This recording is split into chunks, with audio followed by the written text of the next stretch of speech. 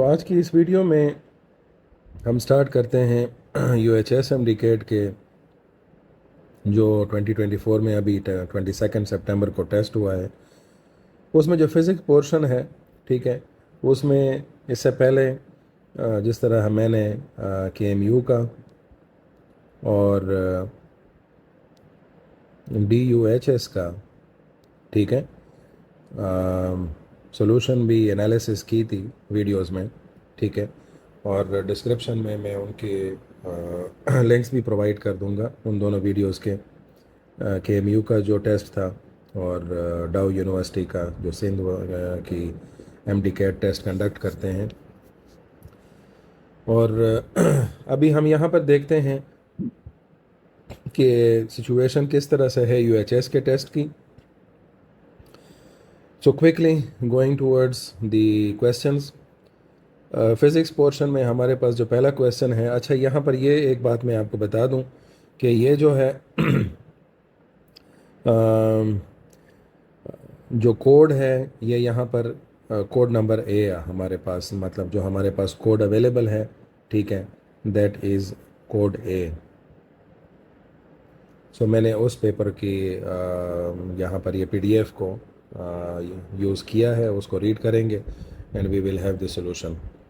First question हमारे पास यहाँ पर आ रहा है that in an elastic collision the total kinetic energy, ठीक है।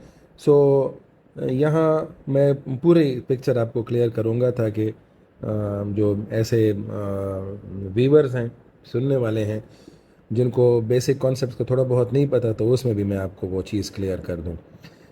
इलास्टिक कोलिजन और इन इलास्टिक कोलिजन में फ़र्क ये है कि इलास्टिक कोलिजन में मोमेंटम, एनर्जी और किनेटिक एनर्जी, इन तीनों की कंजर्वेशन वैलिड है, ठीक है। और इन इलास्टिक कोलिजन में मोमेंटम, एनर्जी और किनेटिक एनर्जी में अगर यहाँ पर पुट करूँगा तो उसकी कंजर्वेशन अवेलेबल नहीं है, एनर्जी है और मोमेंटम है, ठीक है। तो इस तरह से यहाँ पर जो आपके पास करेक्ट ऑप्शंस हैं, dissipates after collision, reduces after the collision, increases after the collision, before and after collision remains the same। So ये आपके पास ऑप्शन नंबर D जो है ये करेक्ट ऑप्शन है। It's a recall based question, ठीक है।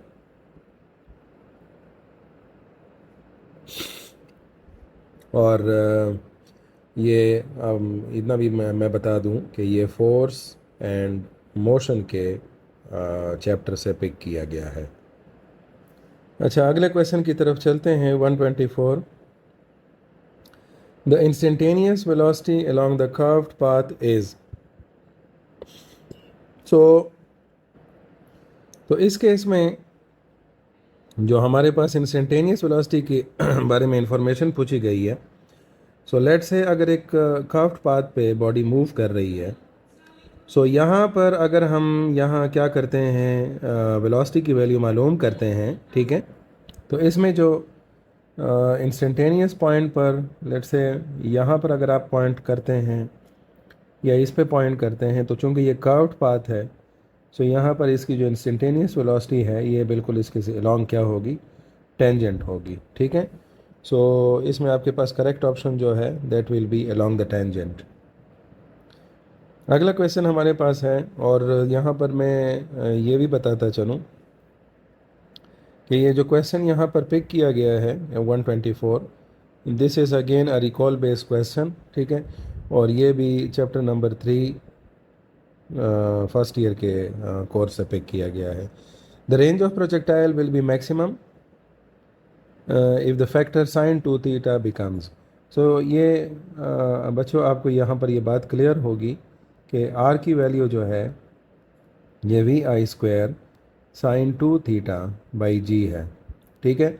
तो इसमें हमें क्या क्या मैक्सिमम चाहिए है, इनिशियल वेलोसिटी भी मैक्सिमम चाहिए है, जी की वैल्यू तो कम से कम चाहिए है, लेकिन अगर हम सरफेस ऑफ अर्थ पर हैं तो ये आपके पास क्या रहेगी, कांस्टेंट रहेगी। और साइन 2 थीटा की वैल्यू भी मैक्सिमम चाहिए, और साइन की वैल्यू आपको पता है कि इसमें +1 इसकी मैक्सिमम वैल्यू है, और इस +1 के लिए थीटा को क्या होना चाहिए है 45 ठीक है। 45 मल्टीप्लाइड बाई 2 90 हो जाएगा, एंड साइन 90 इज़ 1। सो ये आपके पास यहाँ पर क्या होगा, करेक्ट ऑप्शन बी। सो इसमें this is a application based question, थोड़ा सा उसमें इक्वेशन को यूज़ करके कंडीशन को अप्लाई किया गया है। ठीक है। अगला क्वेश्चन हमारे पास है, the two dimensional motion under constant acceleration due to gravity is called. So ये आपके पास कौन से टाइप की मोशन है, दैट इज़ प्रोजेक्टाइल मोशन।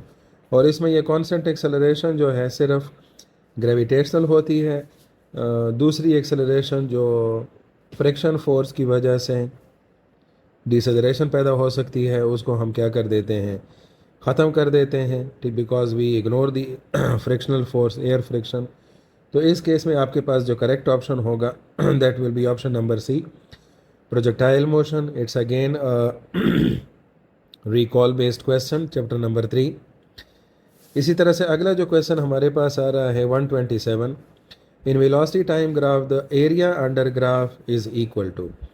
सो इसमें आप सिर्फ यहाँ पर वेलोसिटी टाइम ग्राफ ड्रॉ कर लें, ठीक है, और कोई भी एक ग्राफ लेट से हम पिक कर लेते हैं। मिसाल के तौर पर हम एक कॉन्स्टेंट वेलोसिटी का ग्राफ पिक करते हैं। सो इसमें अगर इस एरिया को, ये वाला जो एरिया है पूरा, इसका अगर हम मालूम करते हैं तो ये वाली साइड कौन सी है, ये V है, और ये वाली साइड T है, और ये पूरा जो है, ये वाला पूरा जो शेप आपके पास आई है, ये एक रेक्टेंगल समझ लें आप, स्क्वायर। सो ऑब्वियसली इसका एरिया जो है ये किसके बराबर होगा, VT के। और ज़ाहिर है VT का अगर आप यूनिट्स वगैरह लगाते हैं तो ये सेकंड कैंसिल हो जाएगा, इट विल बी मीटर। और इस तरह से आपके पास ये जो ऑप्शन है, option number C, this will be the correct option. It's again a recall based question from chapter number 3। अगले क्वेश्चन की तरफ हम मूव करते हैं। According to Newton's laws of motion, the mass of an object is a quantitative measure of its. Simple सा question है, inertia recall based question है, ठीक है। कोई भी इसमें ऐसी चीज़ नहीं थी कि जिसके बारे में बहुत ज़्यादा सोचा जाए, ठीक है। और ज़ाहिर है F is equal to ma है सेकंड में, इसमें यह इनर्शिया है। नेक्स्ट क्वेश्चन आपके पास आ रहा है 1 kilowatt hour is equal to. So 1 kilowatt hour जो है, किलो की जगह आप लगा लें 1000, और वाट की जगह आप लगा लें जूल पर सेकेंड, और आवर की जगह लगा लें 3600 सेकेंड। तो ये सेकेंड कैंसिल हो जाएगा, it will become 3.6 into 10⁻6 joules. ये 10⁻6 जो है ये आपके पास हो जाएगा मेगा। सो ये आपके पास करेक्ट ऑप्शन आएगा सी। आल्दो इसमें कैलकुलेशन यूज़ हुई है, लेकिन ये एग्जैक्टली ये इंफॉर्मेशन सारी की सारी टेक्स्ट के अंदर अवेलेबल है। So I will call it a recall based question. और ये जो चैप्टर पिक किया गया है, ये चैप्टर नंबर 4 है फर्स्ट ईयर का, वर्क एंड फोर्स। अगला क्वेश्चन हमारे पास है, which of the following is a non conservative force. ठीक है। सो नॉन कंजर्वेटिव फोर्स कौन सी होती है, जिसमें वर्क डन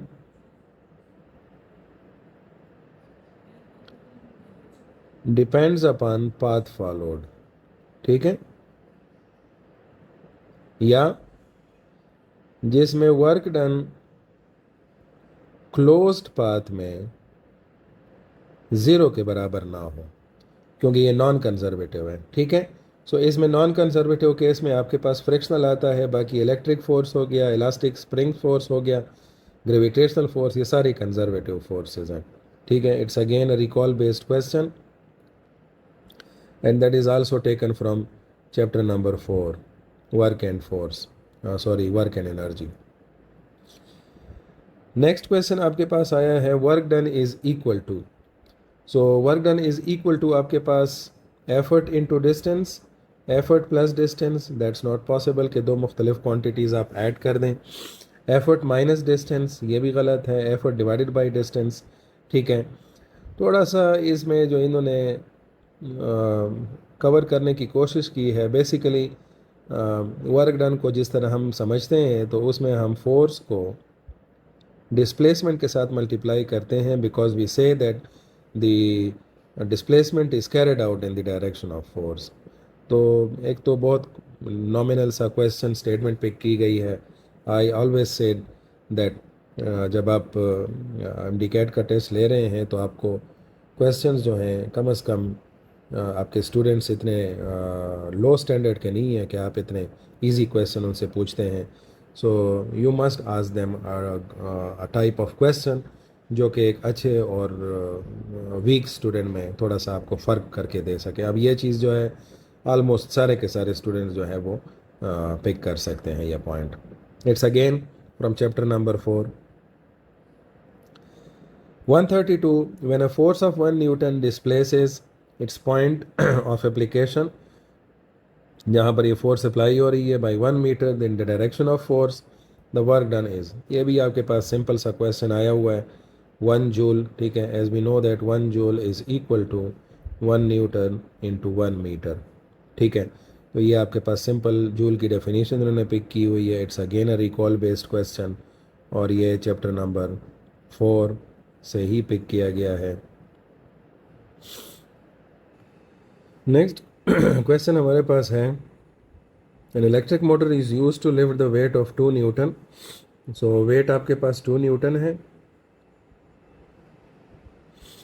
और वर्टिकल डिस्टेंस है 100 सेंटीमीटर की, मतलब 1 मीटर हो जाएगा ये।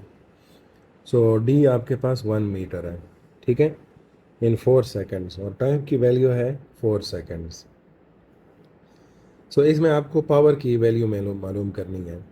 सो वर्टिकल मोशन में जो पावर की इक्वेशन आपके पास बनती है वो बनती है mgh/t। सो m आपके पास है mg टोटल दिया हुआ है जो कि 2 न्यूटन है। सो 2 h की वैल्यू है आपके पास 1 मीटर, टाइम है 4 सेकेंड्स, ठीक है। सो इस तरह से हमारे पास ये बन जाएगा 0.5 और वॉट। तो ये करेक्ट ऑप्शन आपके पास ऑप्शन नंबर बी होगा। It's a application based question और चैप्टर वही चैप्टर नंबर 4 है जिससे पिछला क्वेश्चन लिया गया था। अगला क्वेश्चन है हमारे पास, the centripetal acceleration of a body of an object moving along a circle of radius r with an angular speed omega is given by the formula. So a is equal to r omega square. अगर आपको ये directly याद नहीं है तो ये वाली जो सिंपल इसकी इक्वेशन है ये आपको याद होगी। इसमें आप सिंपल क्या कर लें, v की जगह r ओमेगा पुट कर दें, ठीक है, और उसका स्क्वायर ले लें। It will become r square omega square divided by r एक कैंसिल हो जाएगा, आपके पास जवाब आएगा r ओमेगा स्क्वायर। सो ये करेक्ट ऑप्शन आपके पास होगा ए। ये भी अगर उस लिहाज से देखा जाए तो ये बिल्कुल स्ट्रेट फॉरवर्ड क्वेश्चन है, रिकॉल बेस्ड, जो कि ऑलरेडी टेक्स्ट में अवेलेबल है। इसको लिए कोई भी आपको फर्दर कोई इक्वेशन यूटिलाइज नहीं करनी पड़ी। मैंने सिर्फ ये जो स्टेप बताया है ये उन स्टूडेंट्स के लिए बताया है कि अगर वो फर्स्ट टाइम MDCAT के लिए या फर्स्ट ईयर में भी हैं तो और वो ये वीडियो देख रहे हैं तो उनको ये पता हो कि ये किस तरह से रिज़ल्ट आपके पास आता है। और ये ज़ाहिर है यहाँ पर ये भी मैं मेंशन कर दूँ कि चैप्टर नंबर 5 रोटेशन और सर्कुलर मोशन के चैप्टर से ये क्वेश्चन पिक किया गया है। दूसरा क्वेश्चन हमारे पास यहाँ पर आ रहा है, the aircraft makes a turn in a horizontal circle of radius 100 metre, ठीक है, आर की वैल्यू 100 मीटर है। It is travelling with a velocity of 250 metre पर second, the angular velocity of the aircraft will be. So speed आपके पास जो है tangential speed वो 250 मीटर पर सेकेंड है और रेडियस जो है वो हमारे पास है 100 मीटर। सो इसमें जो एंगुलर वेलोसिटी है उसकी वैल्यू मालूम करने के लिए हमारे पास जो नॉर्मल एक्सप्रेशन है वो है v is equal to r omega. So इससे हमारे पास बन जाएगा omega is equal to v by r, और इसमें अगर आप वैल्यूज़ पुट कर दें सो v आपके पास है 250 मीटर पर सेकेंड, ठीक है, और r की वैल्यू है 100। सो ये आपके पास आ जाएगा 25/10 2.5 रेडियन पर सेकंड, ये वाला ऑप्शन आपके पास आएगा। इट्स अ गुड क्वेश्चन, ठीक है। एप्लीकेशन बेस्ड क्वेश्चन है, इजी है, लेकिन कुछ ना कुछ स्टूडेंट को यहाँ पर इक्वेशन को यूज़ करके न्यूमेरिकल डेटा सॉल्व करना पड़ा है। ये भी अगेन चैप्टर नंबर 5 से पिक किया गया था। अगला क्वेश्चन है, a particle of mass m is moving on a circular path of radius r with velocity v, then centripetal force acting on it is f. If the velocity of the particle is increased by 2 times and the radius of circular path increased 4 times, then new centripetal force f will be. So इसको solve करने के लिए बहुत simply आपको किस चीज़ की ज़रूरत है, सेंट्रिपेटल फोर्स के बेसिक इक्वेशन की, m v square by r. So इसमें हम क्या करना है, हमने इसको लेकर जाना है एफ प्राइम की तरफ। सो एफ प्राइम हमारे पास हो जाएगा M V prime square divided by R prime. नई वैल्यूज़ पुट कर दें, वी की जगह आपने क्या पुट करना है, वेलोसिटी ऑफ पार्टिकल 2 टाइम्स, सो ये 2v बन जाएगा और ज़ाहिर है इसका स्क्वायर भी आने वाला है, और साथ में r जो है वो क्या हुआ है 4 टाइम्स, सो ये 4r हो जाएगा। ये 2 का जो स्क्वायर है m 4v square by 4r, तो बेसिकली कोई भी इसमें इफेक्ट आपके पास नहीं आया, ठीक है। गुड क्वेश्चन है, एप्लीकेशन बेस्ड क्वेश्चन। ज़ाहिर है हमने कुछ एक इक्वेशन को यूज़ करके रिज़ल्ट जो डिड्यूस किया है, ठीक है। सो ये हमारे पास जो ऑप्शन आएगा, this will be option number D. It's again taken from chapter number 5।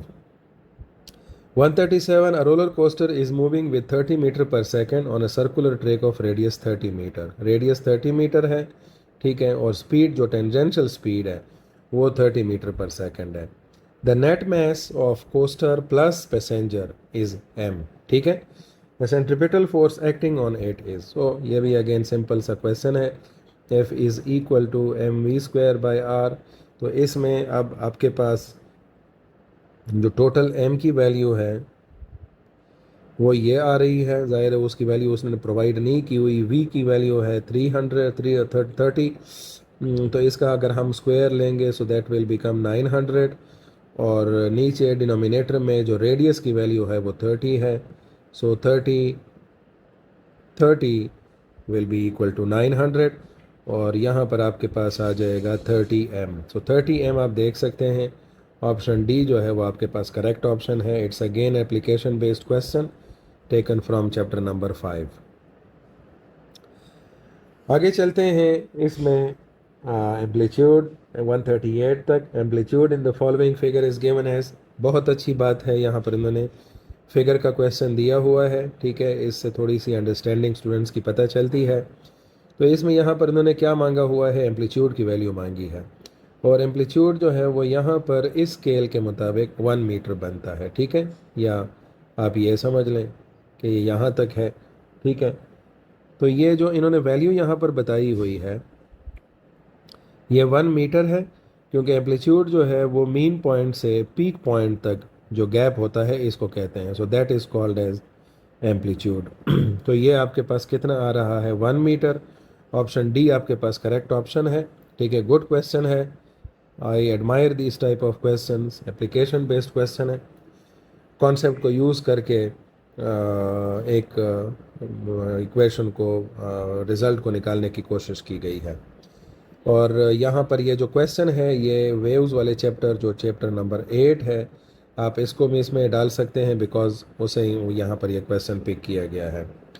Next question is which one of the following is incorrect, ठीक है। तो ये बात गौर से पढ़ें कि ये इनकरेक्ट है, they are not asking about the correct answer. So इसका मतलब ये है कि एक ऑप्शन इनकरेक्ट होगा इनमें से, ठीक है, आउट ऑफ ऑल दीज, और बाकी सारे करेक्ट होंगे। सो अब क्या है, nodes when the string is plucked, about the node, node के बारे में क्या है, एम्पलीट्यूड ऑफ वाइब्रेशन इज 0, ये ठीक है, ठीक है, मतलब ये नोड के लिए करेक्ट है। बी क्या है, do not move along the string, ये भी ठीक हो गया। Produced at the fixed end of strings, यहाँ पर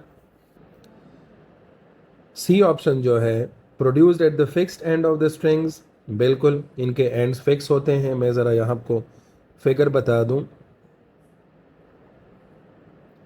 ये वाले जो पॉइंट्स हैं ना, ये लेट्स से मैं इन पॉइंट्स की बात कर रहा हूँ, दे आर नोड्स। ठीक है, तो ये नोड्स का जो यहाँ पर लास्ट ऑप्शन आप देखें, the distance between two consecutive nodes is one wavelength.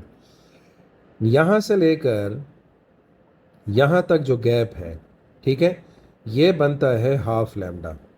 ठीक है, और यहाँ पर उन्होंने वन लैम्डा की बात की हुई है। So the D option is the incorrect option about this statement. ठीक है, सो ये डी वाला ऑप्शन आपके पास यहाँ पर करेक्ट आएगा। तो यहाँ पर आप ये देख सकते हैं कि ये करेक्ट इनकरेक्ट ऑप्शन है। सो तो ये आपके पास डी ऑप्शन इसका आपका जवाब आ जाएगा। Good question. और ये ऑल दो it's a recall based question, लेकिन इस तरह के क्वेश्चन रिकॉल बेस्ड क्वेश्चन होने चाहिए हैं। और I appreciate this type of questions को, थोड़ा सा स्टूडेंट्स को एक तरह से टफ टाइम दिया जाए। As we say that the students are very good in studies, तो थोड़ा सा उनको डिफ्रेंशिएट करने के लिए ऐसे क्वेश्चंस होने चाहिए हैं। ये भी वेव्स वाले चैप्टर से ये क्वेश्चन पिक किया गया है। अगला क्वेश्चन है, in transverse waves the portion above the mean level is called, that is very much simple question. तो ये एक वेव फ्रंट है, वेव क्रेस्ट है, ट्रफ है, लेंथ है। सो ये सिंपल सी बात है। अगर ये ट्रांसवर्स वेव्स हैं तो ये वाला पोर्शन जो है इसको हम कहते हैं क्रेस्ट, और इसको हम कहते हैं ट्रफ। और ये मीन पॉइंट से ये वाला पोर्शन जो है, ठीक है, जिसको मैं शेड कर रहा हूँ, ये ऊपर होता है, above. So that will be called as the option B will be the correct option. Recall based question है, चैप्टर वही है 8 वाला। 141 question, which one of the following does not cause stationary waves. Stationary waves के लिए क्या ज़रूरत है, यहाँ पर कंडीशन दी हुई है, two waves of equal frequency. Does not का भी ज़रा गौर करें, ठीक है, डज की बात नहीं लिखी हुई। Two waves of same speed, two waves of unequal amplitude, two waves of travelling in opposite direction. So जब डज नॉट की बात है, two waves in opposite direction ये कर सकते हैं, ये स्टैंडिंग वेव्स बना सकते हैं। ठीक है, इसी तरह से फ्रीक्वेंसी भी इनकी क्या होनी चाहिए है, बराबर, ये कंडीशन भी ठीक है। ठीक है, तो यहाँ पर जो ऑप्शन नंबर बी और सी रहते हैं, ठीक है, तो ये ए और डी तो हमारे पास पॉसिबल आंसर्स हैं, मतलब ये वो स्टेटमेंट्स हैं जो क्रिएट कर सकते हैं।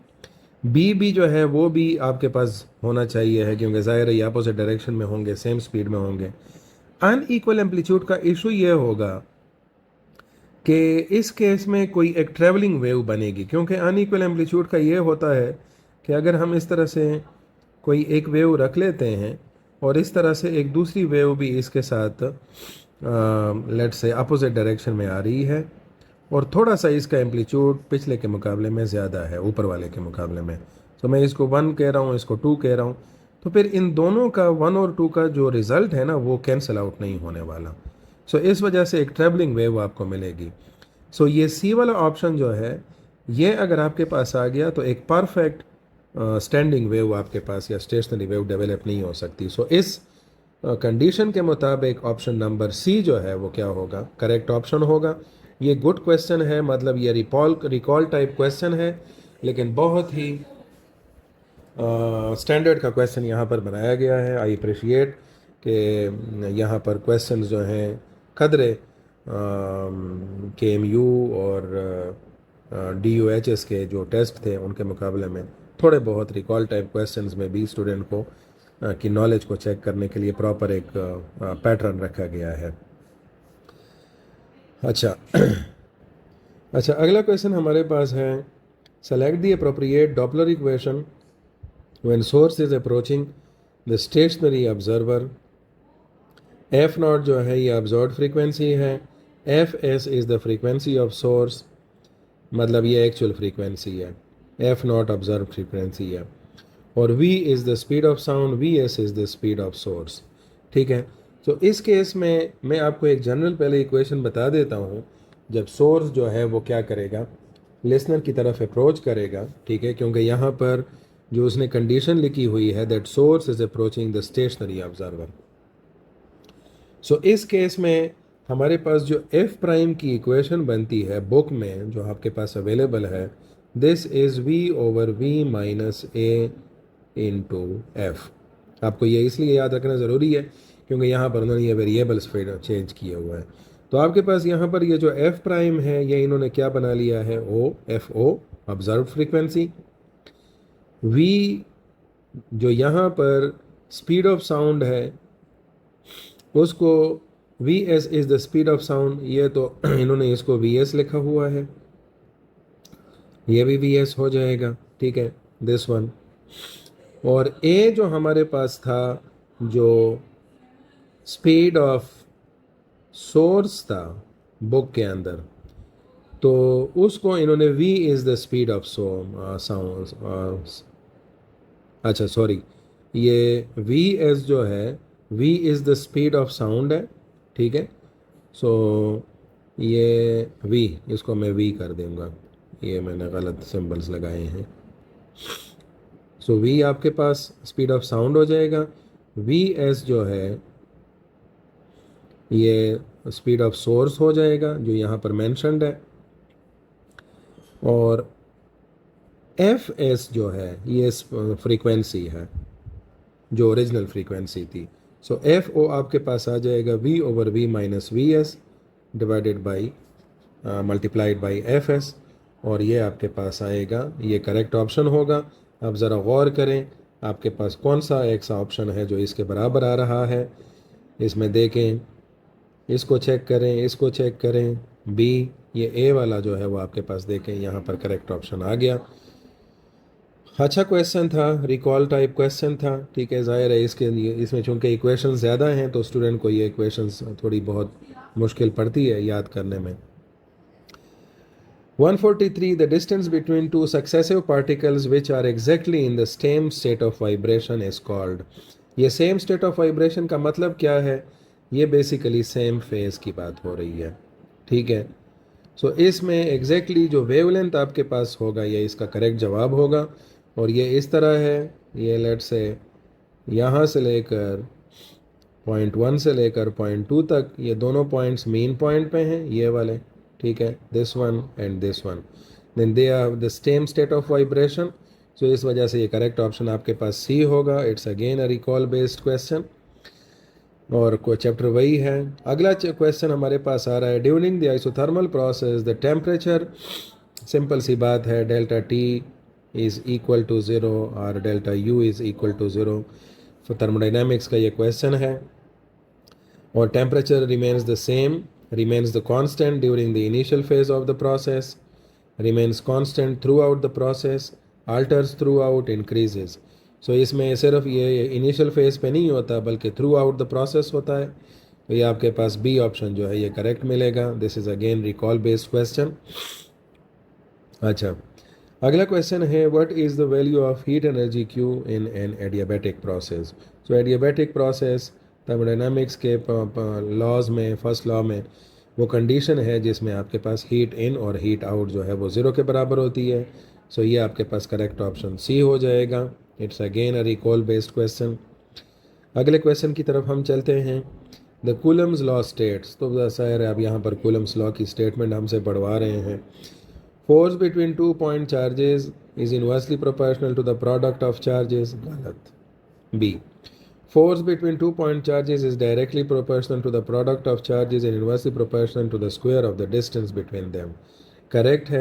आगे भी देख लें, force between 2 point charges is directly proportional to the sum of, गलत है, सम नहीं है, प्रोडक्ट है, to the product of the charges and square of the distance between them. तो ये इन्होंने इन्वर्सली यहाँ पर मिस कर दिया है, तो आपके पास करेक्ट ऑप्शन बी हो जाएगा। सिंपल स्ट्रेट फॉरवर्ड क्वेश्चन है, recall based, chapter number 11 electrostatics है।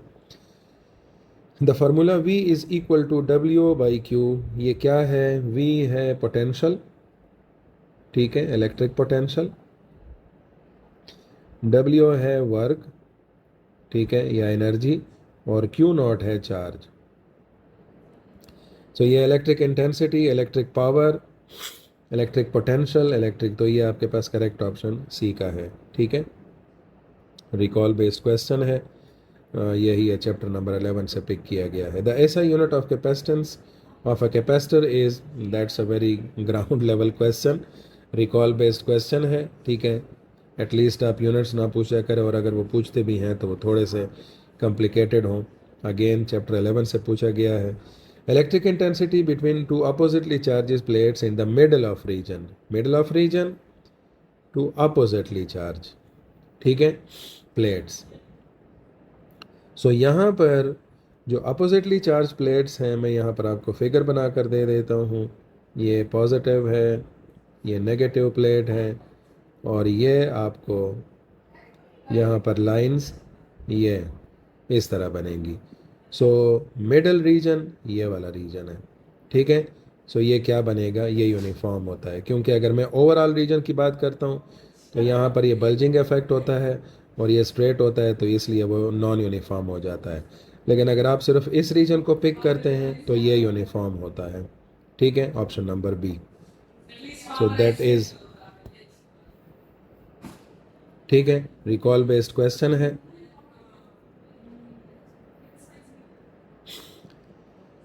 Question number 150, find the potential difference in moving a 2 coulomb charge which requires a 600 joule of work between 2 points. So ये अभी पिछला question गुजर चुका है। V की value है वर्क बाई चार्ज, ठीक है। सो 600 जूल एनर्जी पर 2 कूलम, सो ये बन जाएगा 300 joules per coulomb, joule per coulomb volt के बराबर है। सो आपके पास जवाब आएगा 300 volt. Option number B application based question है। चैप्टर जो है यही 11 चैप्टर है इलेक्ट्रोस्टैटिक्स का। अगला क्वेश्चन आपके पास आ रहा है, which one of the following is not a feature of electric forces. They are not charges, they act on charges, they act on masses, they can be attractive, repulsive, ठीक है, ठीक है, ठीक है, गलत, ठीक है। सो ये मैसेज पर एक्ट नहीं करते, तो ये not a feature of electric force, ठीक है। आपके पास ऑप्शन नंबर बी ठीक है, जो कि गलत है। तो ये बात ज़रा सोचा करें, नॉट वाली बात। तो ये बी ऑप्शन यहाँ पर आपने फिर टिक करना होगा। गुड क्वेश्चन है, ऑल दो it's a recall type question, ठीक है, लेकिन आई अप्रिशिएट इट कि इस तरह के क्वेश्चन बनने चाहिए हैं। अगला क्वेश्चन हमारे पास आ रहा है 152, a charge of 90 coulomb passes through a wire of 30 seconds with for 30 seconds the current is, plain question है। I is equal to Q by T से करंट इलेक्ट्रिसिटी से ये क्वेश्चन पिक किया गया है, और ये 90 कूलम और 30 सेकेंड्स, ठीक है। सो 90, ये 3 आंसर आ जाएगा, कूलम पर सेकेंड एम्पेयर होगा। सो 3 एम्पेयर आपके पास जवाब आएगा। एप्लीकेशन बेस्ड क्वेश्चन है करंट इलेक्ट्रिसिटी से। The magnitude of the current in metals is proportional to the potential difference across it as long as temperature of conductor is kept constant. Magnitude of current directly proportional to potential जब R constant होता है। और ये कौन सी law की statement है, Ohm's law. I guess यही वाला क्वेश्चन जो था ये डाउ यूनिवर्सिटी हेल्थ साइंसेस के टेस्ट में भी आया हुआ था, सिंपल ओम्स लॉ के रिलेटेड रिकॉल बेस्ड क्वेश्चन है। When length of copper wire is doubled then its resistivity becomes nothing, because resistivity जो है ये नेचर पे डिपेंड करती है, तो लेंथ डबल या हाफ करने से उस पर कुछ फ़र्क नहीं पड़ता। ऑप्शन नंबर सी आपके पास करेक्ट को क्वेश्चन आएगा, ठीक है। एप्लीकेशन बेस्ड क्वेश्चन है, क्योंकि ज़ाहिर है आपको थोड़ा सा यहाँ पर मेजर कॉन्सेप्ट से हेल्प लेना पड़ेगा। The resistance of semiconductor with rise in temperature, तो ये सेमीकंडक्टर का बिहेवियर है, तो आपको ये टेम्परेचर के साथ जो है ये इसकी रेजिस्टेंस कम होती रहती है, ठीक है, और करंट की वैल्यू उसमें ज़्यादा होती रहती है। So with rise in temperature, rise in temperature के साथ रेजिस्टेंस जो है वो क्या करती है, डिक्रीज करती है, ठीक है। तो ये भी रिकॉल बेस्ड क्वेश्चन है, सिंपल आपके करंट इलेक्ट्रिसिटी के चैप्टर में ओहम्स लॉ में इसका ग्राफ भी इस तरह से अवेलेबल है। 156 question, volt ampere is the measure of, ठीक है, volt into ampere I. So V I देखें, आपको याद आ गया? हाँ, याद आ गया, बिल्कुल पावर है। P is equal to V I, और ये इलेक्ट्रिक पावर की इक्वेशन है। सो ये आपके पास वोल्ट एम्पेयर इज वॉट, या in other words power. Recall based question है, करंट इलेक्ट्रिसिटीज हैं। The formula phi is equal to B A, this is B is magnetic field induction and A is area, and that is the equation of magnetic flux. ठीक है, ये option number B आपके पास correct है, recall based question है। इसी तरह अगर ये क्वेश्चन आ गया E डॉट ए का, तो ये इलेक्ट्रिक फ्लक्स की इक्वेशन होगी, जिसमें E इलेक्ट्रिक फील्ड है, दिस वन, और A एरिया है, and that is a scalar product of these two. और इस तरह से ये B जो है, फाई जो है, ये भी स्केलर प्रोडक्ट है मैग्नेटिक फील्ड और एरिया का। अगला क्वेश्चन हमारे पास है, which of the following statement is incorrect for any magnetic field lines. ये इस टेस्ट में बहुत अच्छी बात है कि इन्होंने कंफ्यूज करने के लिए इनकरेक्ट में लाया हुआ है, ताकि थोड़ा सा स्टूडेंट के माइंड पर ये बोझ पड़े कि वो करेक्ट ऑप्शन तो कोई पिक नहीं करना, उसने इनकरेक्ट ऑप्शन पिक करना है। तो आप इनकरेक्ट ऑप्शन एक ही होगा। Line starts at north pole, ends at south pole, ठीक है, करेक्ट है। Lines never touch or cross each other, ठीक है। The lines are curved. Magnetic field is strongest when the lines are farthest, ये गलत है, ठीक है, क्योंकि जब ये स्ट्रांग होगा तो उसके लिए लाइंस जो हैं एक दूसरे के क्या होनी चाहिए हैं, करीब होनी चाहिए हैं। सो ये डी वाला ऑप्शन जो है आपके पास यहाँ पर गलत है, उन्होंने गलत ऑप्शन करेक्ट का पिक करने का कहा था। गुड क्वेश्चन है, although it's a recall based question, but I like this type of questions. The unit of magnetic flux density, magnetic flux density अभी हमने ये क्वेश्चन पढ़ा, phi is equal to B है। अगर आप इसको राइट साइड पे बी छोड़ दें और फाई बाई ए लगा दें, तो ये ऊपर वाली टर्म जो है फ्लक्स बनती है, ये एरिया, और ये टर्म बन जाती है फ्लक्स डेंसिटी। क्योंकि ये मैग्नेटिक फ्लक्स की है तो ये मैग्नेटिक फ्लक्स डेंसिटी बन जाएगी, दिस विल बी बी। और ये आपके पास क्या बनेगा, फ्लक्स का यूनिट है वेबर, एरिया का यूनिट है मीटर स्क्वायर, तो ये वेबर पर मीटर स्क्वायर आपके पास ऑप्शन आएगा correct. That's again a recall based question, ठीक है, जो कि इलेक्ट्रोमैग्नेटिज्म के चैप्टर से पिक किया गया है। 160, the induced current will flow in such a direction so as to oppose the cause that produces it is statement of simple Lenz law. इन्होंने लेंज लॉ की स्टेटमेंट आपसे करवाई है, कोई सोचने समझने वाली बात इसमें नहीं है, सिंपल आपने बुक भी स्टडी की हो तो ये सवाल आपके लिए कोई इतना बड़ा इशू नहीं क्रिएट करेगा। In an AC generator the EMF will be maximum when the factor sine omega T is equal to. So यहाँ पर जो एन डब्ल्यू या omega A B sine omega T, तो साइन ओमेगा टी की value अगर 1 होगी तो यह मैक्सिमम होगा, ठीक है, क्योंकि ज़ाहिर है बाकी सारी चीज़ें भी आपने मैक्सिमम करनी है तो साइन की भी वैल्यू मैक्सिमम करनी है। सो ये साइन ओमेगा टी आपको मैक्सिमम मिलेगा और ज़ाहिर है वो 1 होगा, तब जाकर आपको ये चीज़ मिलेगी। तो साइन ओमेगा टी की मैक्सिमम वैल्यू 1 है। सो गुड क्वेश्चन है ये भी, although it's a recall based question, ठीक है।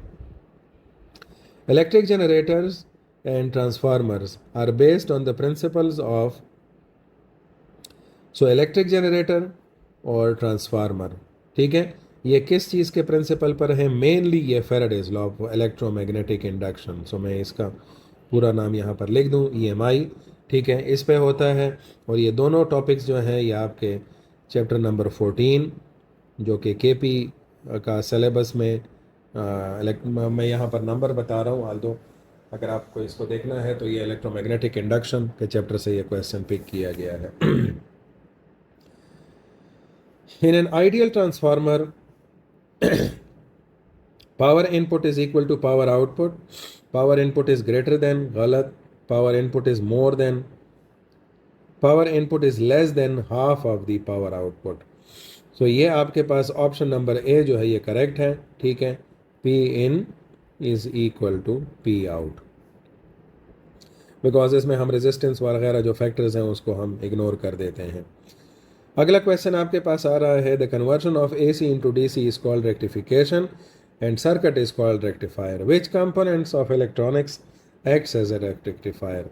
तो ये आपको पता होना चाहिए है डायोड, ये आपने फॉरवर्ड और रिवर्स बायस की एप्लीकेशन की वजह से ये करता है। ठीक है, तो ये भी अच्छा क्वेश्चन है, although it's a recall based question, chapter electronics है। Full wave rectification is given by one diode, two diodes, three diodes, four diodes connected in bridge type arrangement. अब यहाँ पर आप देखें, ये हाँ गुड गुड पॉइंट है, ये बात, ये टू डायोड्स का कॉन्सेप्ट यहाँ पर नहीं है। फोर डायोड्स वाला ब्रिज में होगा, टू डायोड जो है वो फिर ब्रिज वाला सर्किट नहीं होगा। तो आपके पास करेक्ट ऑप्शन जो है ये ऑप्शन नंबर डी होगा। It's again a recall based question about the bridge rectifier circuit which involves four diodes. A diode characteristic curve is a plot between, और ये यहाँ पर मैं आपको बता भी दूँ कि इसकी जो फॉर्मेशन होती है वो इस तरह कुछ होती है,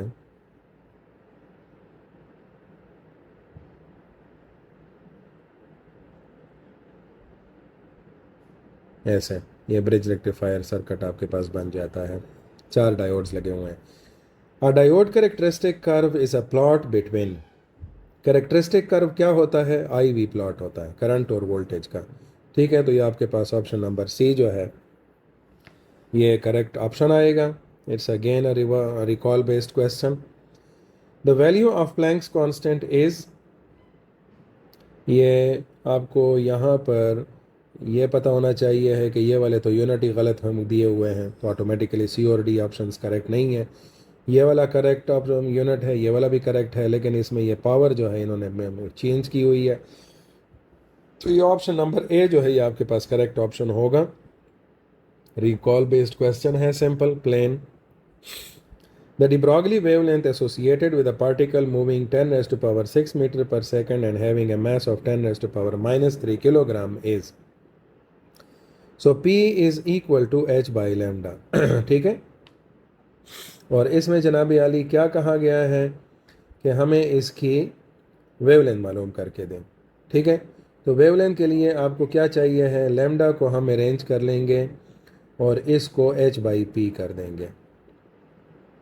सो अब h बाई पी क्या हो जाएगा, h आपके पास है, अभी पिछले इक्वेशन में हमने देखा था Planck's constant 6.63 into 10 raise to power minus 34, और p आपके पास क्या है, स्पीड आपके पास m, ज़ाहिर है p mv के बराबर होगा, तो ये 10 रेज़ टू पावर 6 और मैस की वैल्यू है 10 raise to power minus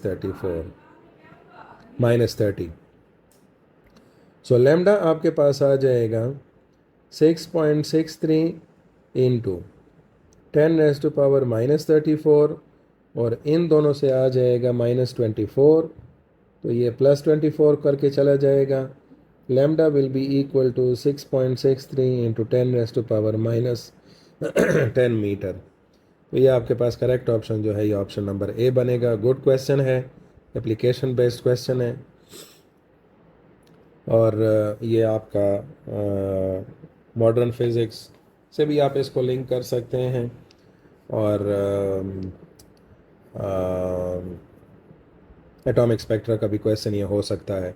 light propagates through space as a wave is evident by all the following except. ठीक है, तो लाइट को अगर आप वेव कंसिडर करते हैं तो वो इंटरफेरेंस, डिफ्रैक्शन और पोलराइजेशन ये वेव फिनोमेना को सपोर्ट करते हैं, लेकिन फोटो इलेक्ट्रिक इफेक्ट जो है ये पार्टिकल फिनोमेना को शो करता है। ठीक है, तो इस वजह से ये फोटो इलेक्ट्रिक इफेक्ट आपके पास करेक्ट ऑप्शन होगा। रिकॉल बेस्ड क्वेश्चन है but it's a good question. अगला क्वेश्चन आपके पास आ रहा है, which series falls in ultraviolet region. So ये क्वेश्चन सिंपल, ज़ाहिर है आपको ये एटॉमिक स्पेक्ट्रम में ये सीरीज़ वगैरह पढ़े होंगे आपने, तो उसमें सिंपल सा क्वेश्चन आपके पास आया हुआ है, हर एक की अपनी रेंज है। सो ये लाइमन सीरीज़ जो है that falls in the ultraviolet region. Again simple recall based question है। अगला question, the potential through which an electron should be accelerated so that on collision it can lift the electron in the atom from its ground state to some higher state is known as. So ये क्या करेगा? Excitation करेगा. क्यों? क्योंकि ground state से ये higher state में लेकर जाएगा और ये आयोनाइजेशन नहीं करेगा. ठीक है, तो ये नहीं हो सकता. एक्साइटेशन पोटेंशियल आपके पास होगा ये. ठीक है, सो ये आपके पास करेक्ट ऑप्शन है, एक्साइटेशन पोटेंशियल होगा. गुड क्वेश्चन है, रिकॉल बेस्ड है, बट थोड़ा सा आइडिया यहाँ पर यूज़ करना है. अगला क्वेश्चन है which of the following regarding x-rays is incorrect. ठीक है, that's a good part of your this test, that all the statements are with option asked with the incorrect option. इसका मतलब यह है कि 3 करेक्ट हैं, 1 करेक्ट नहीं है. Higher wavelengths than visible light, they are part of electromagnetic spectrum. ठीक है. They are highly penetrating in soft body tissues. ठीक है. They are high energy photons. ठीक है. ये वाला जनाब बहुत गलत नज़र आ रहा है और ये है भी. क्यों? क्योंकि इनकी वेवलेंथ बहुत कम होती है as compare to wavelength light के, विजिबल लाइट के बारे में. रिकॉल बेस्ड क्वेश्चन है, but I like this type of questions. Students के लिए अच्छे हैं ताकि उनका थोड़ा सा जो क्रिटिकल थिंकिंग है वो पता चल सके. The unit of decay constant is पर सेकंड. लैम्डा होता है डीके कांस्टेंट और ये पर सेकंड इसका यूनिट है. ये बिल्कुल फ्रीक्वेंसी की तरह यूनिट में बनता है इसका. This is again a recall based question from nuclear physics. If we have n not number of any radioactive element then after a period of n half lives the number of atoms left behind is. तो ये आपके पास correct option जो बनता है that is 1/2 raise to power 1. जैसे कि first half life के बाद 1/2 raise to power 1 n not, तो ये बन जाता है हाफ n नॉट. अगर मैं सेकंड की बात करता हूँ तो 1/2 raise to power 2 n not, that becomes 1/4 n not. और इस तरह से 1/8 1/16 इस तरह से आगे चलता रहता है. तो ये आपके पास करेक्ट ऑप्शन जो है बी है. रिकॉल बेस्ड क्वेश्चन है, but that's a good question. 175 which of the following is not this somatic biological effect of radiation. तो इन क्वेश्चंस में हमारे पास स्किन बर्न जो है ये करेक्ट ऑप्शन है. ठीक है, नॉट वाला पॉइंट है. लॉस ऑफ हेयर भी होता है, इंडक्शन ऑफ कैंसर भी होता है. जीन्स और का जो म्यूटेशन होती है ये जेनेटिक इफेक्ट्स में आता है. सो ये इसका यहाँ पर नॉट वाली कैटेगरी में आता है. हमारे पास डी वाला ऑप्शन यहाँ पर करेक्ट होगा. ठीक है, रिकॉल बेस्ड क्वेश्चन है, but that's a good way of asking the questions. An artificial radioactive element can be made by bombarding. So इस क्वेश्चन में ये जो अगला हमारे पास क्वेश्चन है, an artificial radioactivity element can be made by bombarding. तो ये आर्टिफिशियल है, मतलब ये पहले से रेडियोएक्टिव नहीं है. ठीक है, सो इसमें आप क्या करेंगे, हाई एनर्जी पार्टिकल्स को स्टेबल न्यूक्लियाई पे डालेंगे. ठीक है, तो स्टेबल एलिमेंट्स पे हाई एनर्जी पार्टिकल्स, क्योंकि ज़ाहिर लो एनर्जी पार्टिकल्स से ये कुछ नहीं करेंगे. और ज़ाहिर एक अनस्टेबल जो है वो ऑलरेडी क्या होता है, रेडियो एक्टिव होता है. तो आपने अगर आर्टिफिशियली उसको बनाना है, ये वो अनस्टेबल न्यूक्लियस जो होता है एलिमेंट, वो तो ऑलरेडी नेचुरली रेडियो एक्टिव होता है. सो इसमें आपके पास ऑप्शन नंबर सी जो है that is the correct option. Recall based question है. आई होप सो कि यहाँ पर जो क्वेश्चंस हैं उसकी अंडरस्टैंडिंग आपको हो गई होगी कि किस तरह से उन्होंने बनाए हैं. But comparatively I will put this. So इसमें अगेन रिकॉल और एप्लीकेशन बेस्ड क्वेश्चंस की हम थोड़ा सा चेक करते हैं कि किस तरह से वो क्वेश्चंस आए हुए हैं. लेकिन कंपैरेटिवली ये जो टेस्ट है सिंध यूनिवर्सिटी और KMU के मुकाबले में अच्छा टेस्ट उन्होंने बनाया हुआ है. ऑल दो लेवल कम है, बट कंपैरेटिवली इन्होंने कोशिश की है क्वेश्चन इस तरह से बनाने की कि वहाँ से स्टैंडर्ड ऑफ स्टूडेंट्स का पिक करना जो है ना थोड़ा सा आसान रहता है. तो यहाँ पर हमारे पास जो एप्लीकेशन और रिकॉल बेस्ड क्वेश्चंस हैं, आफ्टर काउंटिंग दैम, सो ये 10 आपके पास एप्लीकेशन बेस्ड क्वेश्चंस हैं और रिकॉल बेस्ड क्वेश्चंस जो हैं वो 81% हैं. तीनों टेस्ट्स में मैंने यहाँ पर चेक किया है कि एप्लीकेशन बेस्ड क्वेश्चंस इन्होंने कम ऐड किए हुए हैं। ये अच्छी बात नहीं है, बिकॉज एमडीकैट के जो गाइडलाइन में था उसमें 30% जो था वो एप्लीकेशन बेस्ड था, ठीक है, और 70% जो था वो रिकॉल बेस्ड था। और ज़ाहिर है जब आप रिकॉल बेस्ड क्वेश्चन ज़्यादा कर देते हैं सो ऑब्वियसली उसमें डिफ़िकल्टी लेवल बाय डिफ़ॉल्ट जो है वो रिड्यूस हो जाता है। आई होप सो कि इससे स्टूडेंट्स को काफ़ी फ़ायदा मिलेगा इस एनालिसिस से, ठीक है। अपने दोस्तों के साथ शेयर करें, आपको वीडियो उसमें अंडरस्टैंडिंग काफ़ी इंशाल्लाह हुई होगी, और फ्यूचर के लिए भी इसको दोबारा से आप व्यू कर सकते हैं, चेक कर सकते हैं। Thank you.